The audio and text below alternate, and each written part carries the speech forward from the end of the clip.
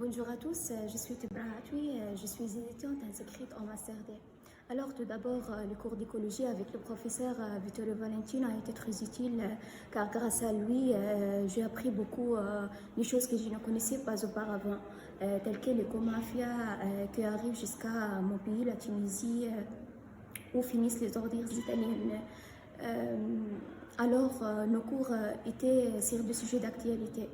Concernant mon expérience avec le Covid, je peux dire que j'ai été complètement déprimée. Je ne vis qu'un avenir sombre, le tout conclu par une vision pessimiste.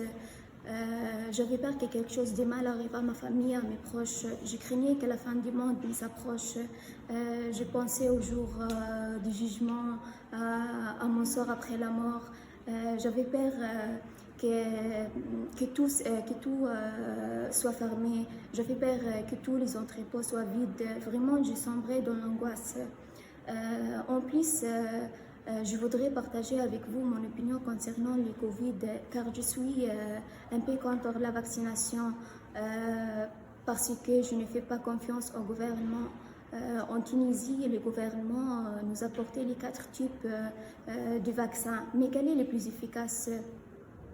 Vraiment, je me sens comme dans un marché avec des produits de premier, deuxième et troisième choix, comme des souris, des laboratoires sur lesquels on fait des expériences. Au final, tout ça n'est que mon opinion, rien de plus. Et évidemment, nous avons toujours confiance en l'être humain. Je vous remercie pour votre attention et à la prochaine. Bonjour à tous.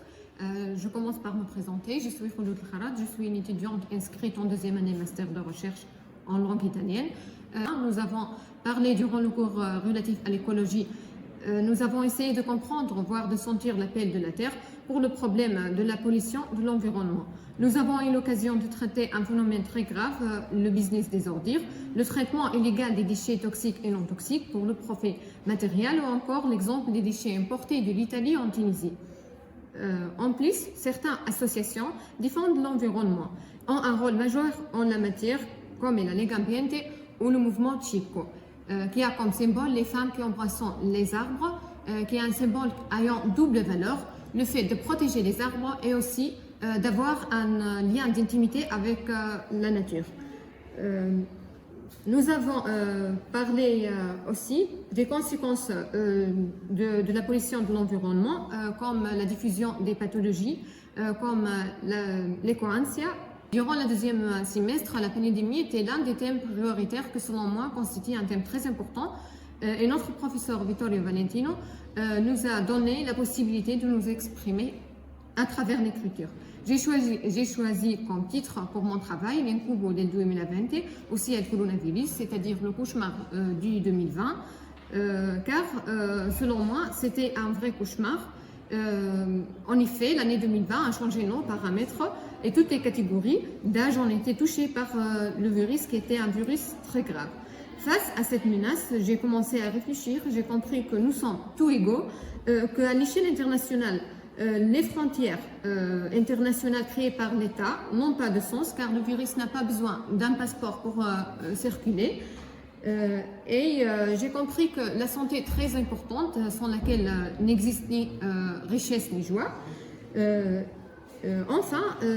Tunisie, durant le mois de juillet 2021, notre pays a été fortement touché par le Covid, mais maintenant, et grâce à la vaccination, la situation va mieux et de mon côté, j'encourage les personnes de se faire vacciner car malgré tout, le vaccin n'est pas plus pur que le coronavirus et ses effets. Merci pour votre attention. Bonjour, je suis Elouelid Sandid, un professeur d'enseignement secondaire et un étudiant en master de italien. Avec notre cher prof Valentino, nous avons eu ce cours d'écologie dans une ambiance lourde et difficile à cause du corona. Nous avons réfléchi à l'écologie sous un angle de l'existence humaine, sous l'angle de l'existence humaine. C'était une expérience libératrice. Libératrice pourquoi? Parce qu'il y avait des sentiments enfouis, emprisonnés au fin fond de notre âme. Une chose finale que je tiens à dire que notre système éducatif traite l'argument de l'écologie d'une manière sporadique, qui ne tient pas compte de la nature étant une mère qui nourrit, qui s'occupe de ses enfants, mais voit dans la nature une entité à exploiter, une mère délaissée, abandonnée,